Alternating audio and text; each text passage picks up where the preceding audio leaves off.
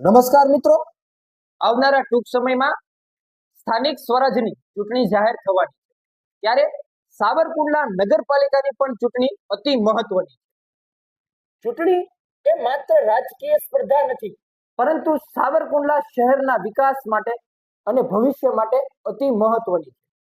આપણા વોર્ડનો જનપ્રતિનિધિ કે જે વોર્ડના અવાજને સાવરકુંડલા નગરપાલિકામાં ઉઠાવી શકે નહીં, કે ચૂંટણી સમયે દેખાય અને પછી 5 વર્ષ સુધી પોતાના વોર્ડના વિકાસના કામ કરવા માટે બંધાયેલો ના હોય તેવો જનપ્રતિનિધિ ના હોવો જોઈએ.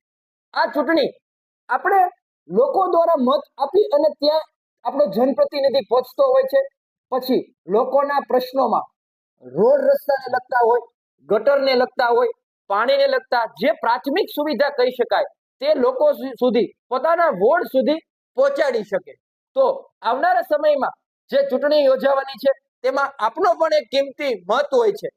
આપણે પણ ઘણું બધું વિચારીને પોતાનું મતદાન કરવું જોઈએ, જેથી કરીને આપણો જે જનપ્રતિનિધિ છે તે આપણા વોર્ડના કામ કરવા માટે સાવરકુંડલા નગરપાલિકામાં અવાજ ઉઠાવી શકે.